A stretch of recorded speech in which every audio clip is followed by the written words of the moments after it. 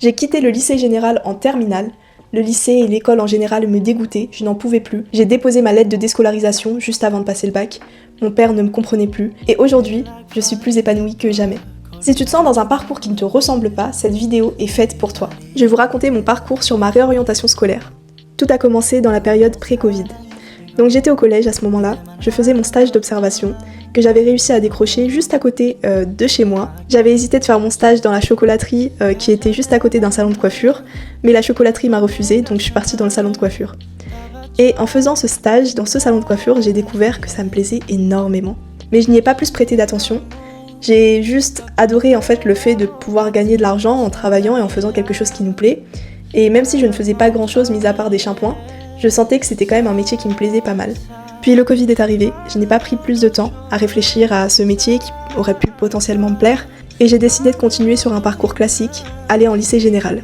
Ma première année de lycée était assez difficile pour moi, parce que j'hésitais sur mon orientation scolaire. Je doutais et je réfléchissais énormément. Et puis j'allais voir cette amie, qui elle était en CAP commerce, ça se passait super bien. Elle travaillait et elle gagnait un salaire. Et puis je la voyais, elle avait l'air heureuse, elle pouvait s'offrir des choses qui lui plaisaient, elle avait l'air un peu plus épanouie. Puis je me suis dit, est-ce que ce ne serait pas ça ce qui me manque ? Cet épanouissement, cette liberté financière, bien qu'elle soit minime pour les autres, pour moi c'était un énorme plus. À ce moment-là, j'ai décidé de marcher derrière les pas de mon amie et de chercher une alternance. J'ai cherché et cherché et cherché dans les villes autour et dans les villes que je connaissais sans plus m'y attarder. J'avais très peu confiance en moi et j'avais peur d'aller chercher dans des endroits que je ne connaissais pas. Je ne me sentais pas capable d'aller prendre des transports pour aller dans des zones que je ne connaissais vraiment pas. Mais je sentais toujours un peu cette admiration envers mon amie sur le fait qu'elle puisse s'offrir des choses qui lui plaisent, tout en travaillant, et le fait qu'elle n'ait pas à subir juste les cours de lycée toute la journée. Eh bien, ça me ramenait un peu d'admiration et ça me donnait envie d'avoir un parcours en alternance, comme elle.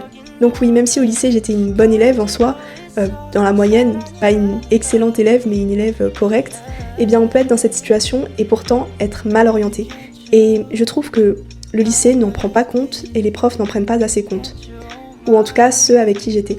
Au fur et à mesure, lorsque j'allais au lycée, je ressentais une pression sur mon cœur, mon mental et tout mon corps. Je me sentais très mal. J'avais beau être très bien entourée et avoir de bons amis, j'avais du mal à m'y faire, à rester là, clouée sur la chaise, à écouter, parler des profs toute la journée, et à juste être là, à répondre à quelques questions, sans plus d'interaction. Je trouvais ça tellement inintéressant et tellement ennuyeux, j'avais du mal à rester juste figée, sans rien faire. J'aimais beaucoup dessiner, donc lorsque j'étais au lycée, j'essayais d'occuper mon temps, mon cerveau, en dessinant, en imaginant de nouveaux dessins ou de nouvelles peintures que je pourrais reproduire à la maison. Et ça m'occupait pas mal. En fait, j'avais besoin de faire quelque chose de mes mains et le fait de dessiner, d'imaginer, de réfléchir m'occupait énormément. Ça me permettait de patienter et de terminer ma 2e année de lycée. Et ça s'est très bien passé, j'ai passé mes examens, j'avais une moyenne correcte et après ça, je suis passée en terminale. L'idée de faire de l'alternance restait toujours dans ma tête, mais j'avais tous mes proches qui me disaient que c'était une mauvaise idée, que j'étais sur un bon parcours et que je pourrais en fait avoir un avenir prometteur en continuant sur cette lancée et en travaillant en fait d'arrache-pied. Et au fond de moi, je savais que ça me plaisait pas et que c'est pas ce qui me faisait vibrer, c'est pas ce que j'aimais et je ne voyais pas pourquoi je devais apprendre des trucs par cœur juste comme ça. En fait, ça me correspondait pas à la manière dont on m'apprenait les choses.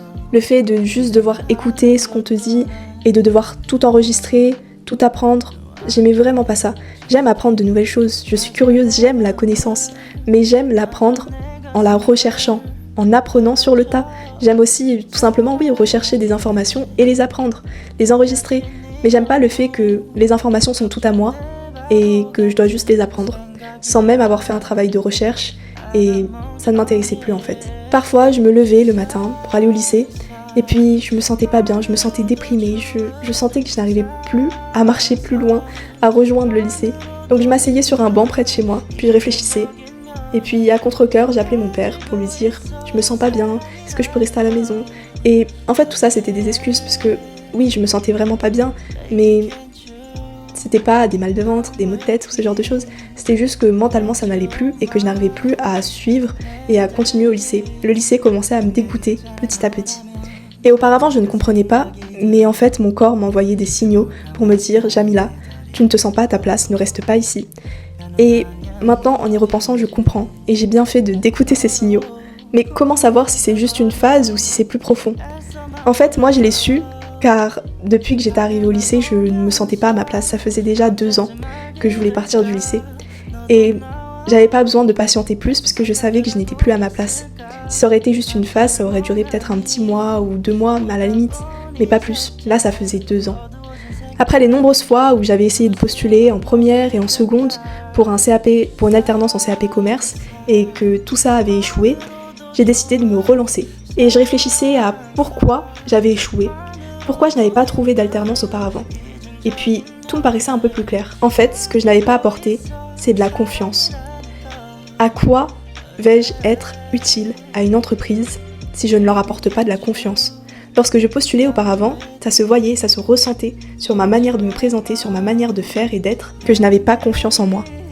Et si moi-même je n'ai pas confiance en ma personne, pourquoi d'autres personnes auraient confiance en moi et pourquoi elles me fourniraient du boulot ou des postes à responsabilité, bien qu'elles soient minimes, alors que je n'arrive même pas à avoir une confiance en moi-même.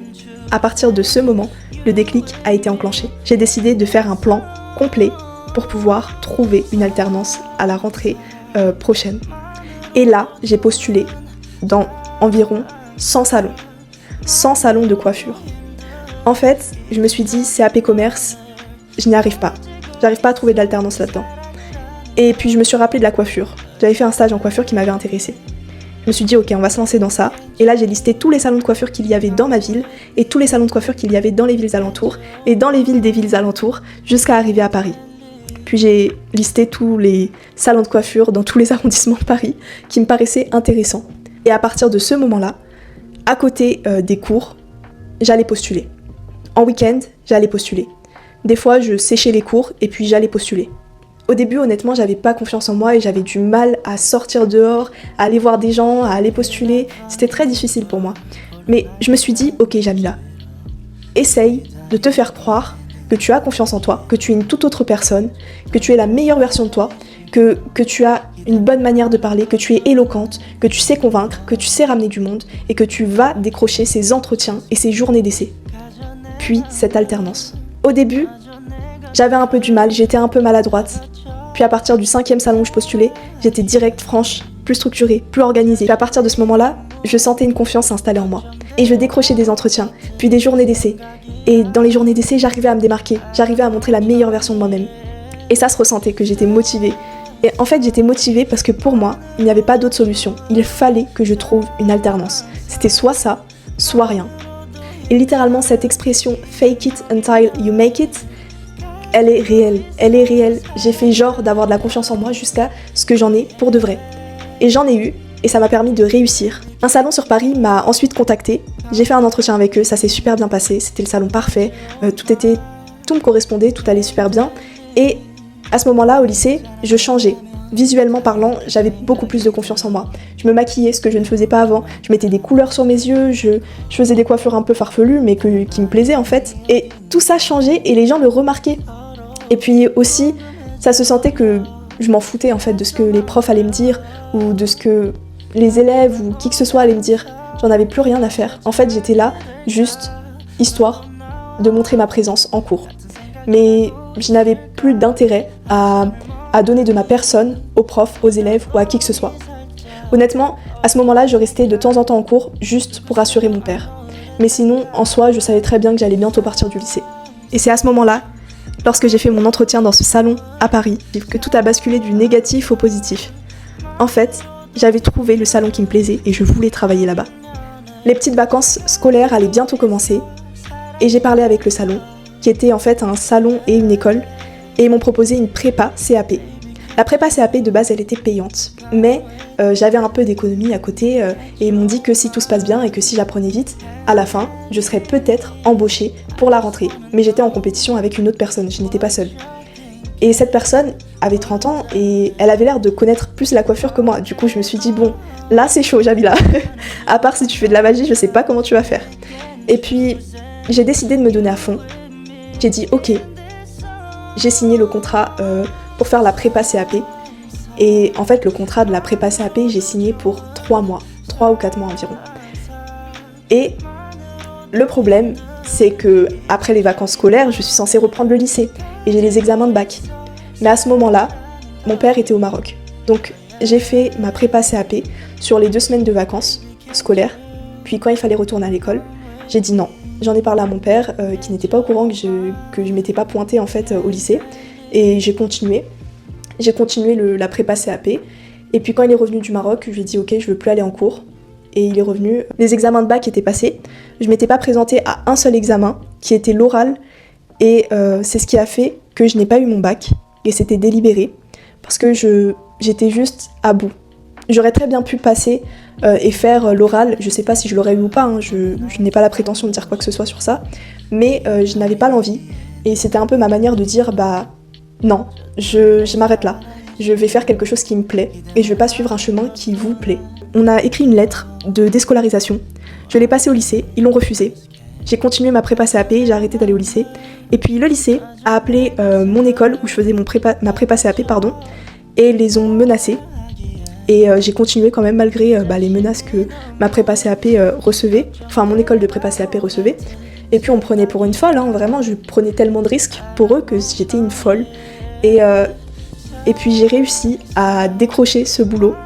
J'ai réussi à décrocher mon alternance pour la rentrée parce que je travaillais tellement bien, que j'apprenais tellement rapidement sur les clientes que en fait je les ai aidées énormément parce qu'ils étaient en sous-effectif et j'étais là et j'apprenais vite et je les aidais. Donc à la fin, je n'avais même pas à payer ma prépa CAP parce que je les ai énormément aidés et du coup ils m'ont fait la prépa CAP gratuite. Bien sûr, moi je pouvais me permettre de prendre tous ces risques, mais il faut être réaliste. Il n'y a pas tout le monde qui peut se le permettre parce que une réorientation ça touche plein de types de personnes. Si une personne a à charge un loyer et d'autres choses bien sûr, électricité, etc., elle ne peut pas se permettre de quitter son boulot comme ça sans avoir l'assurance de pouvoir retrouver un autre boulot qui lui plaît en plus.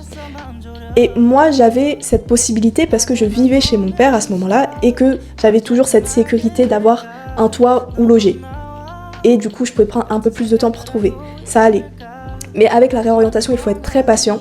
Et c'est pour cela que si vous avez un loyer à payer ou ce genre de choses, des charges, ne vous réorientez pas si brusquement comme moi je l'ai fait. Sécurisez-vous avant tout et testez, réfléchissez, prenez le temps d'apprendre à connaître le métier qui vous plaît. Allez faire des petites journées d'essai ou des stages ou ce genre de choses. Demandez, posez des questions à des gens qui travaillent déjà dans ces métiers, comment ça se passe, quelles sont les démarches à faire, qu'est-ce qui leur plaît, qu'est-ce qui est intéressant dans ce métier ou ce genre de choses, peu importe les questions que vous avez à poser, posez-les aux personnes qui travaillent dans ces métiers même. Ou même pour les gens qui souhaitent se réorienter vers des études, posez vos questions à des personnes qui sont dans ces filières ou dans ces études. Il ne faut pas avoir peur de se réorienter, certaines personnes sont faites pour la pratique et d'autres sont faites pour la théorie. Et il y a d'autres personnes qui arrivent à allier les deux. Donc n'ayez pas peur, on a tous notre manière d'être et on a tous notre manière d'apprendre les choses. Pour moi aussi, la confiance c'est un muscle. Il se travaille concrètement parce que je n'avais pas confiance et j'ai réussi à en avoir. J'ai dû faire genre pour l'avoir. Et c'est vrai, ça peut paraître bête, mais quand on n'a pas le choix, on fait et puis ça vient tout seul quoi. Mais si vous ne travaillez pas dessus, ça ne viendra pas. Et la réorientation, ce n'est pas un échec. Pour moi, c'est bien plus que ça. C'est avoir le courage d'admettre de ne pas être dans un parcours qui nous plaît et de vouloir et se le permettre de reprendre les choses à zéro, vers un métier qu'on ne connaissait pas ou vers des études qu'on ne connaissait pas et recommencer et apprendre. Et c'est ça en soi la vie.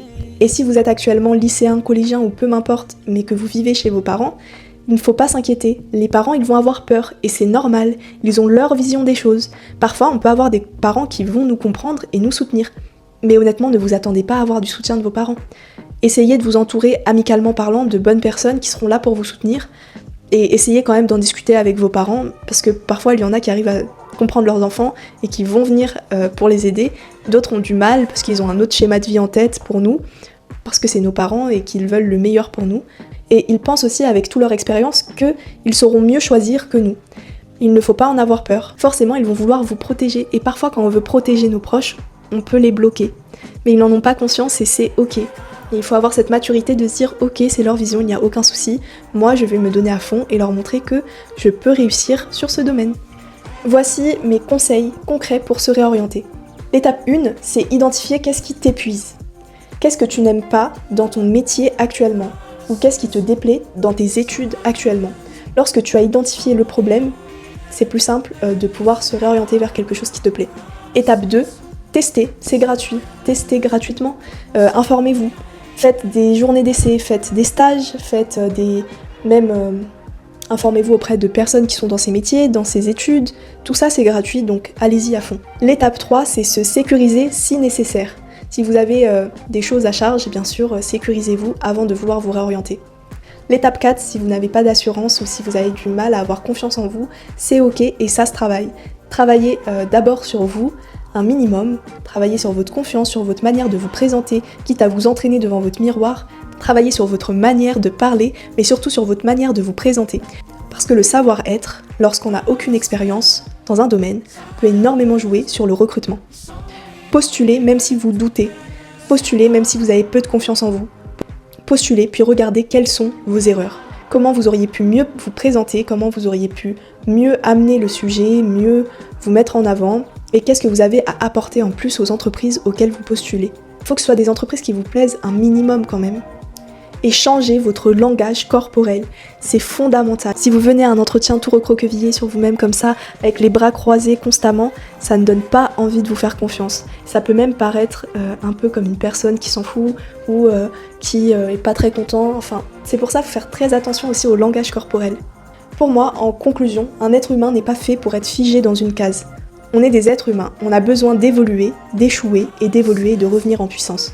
Il faut parfois prendre un peu de temps sur soi-même et voir ce qui nous déplaît à l'heure actuelle et vers quoi on veut se diriger et vers quoi on pourrait être épanoui. Se réorienter, ce n'est pas abandonner. Très peu de personnes ont le courage en fait de s'écouter et de se dire ok, mon environnement actuel me déplaît, donc je vais avoir ce courage d'aller me réorienter, de faire les premières démarches en m'informant sur ce qui pourrait me plaire. Si vous vous sentez perdu, ce n'est pas que vous êtes incapable, c'est juste que vous êtes peut-être pas au bon endroit, peut-être pas dans le bon parcours.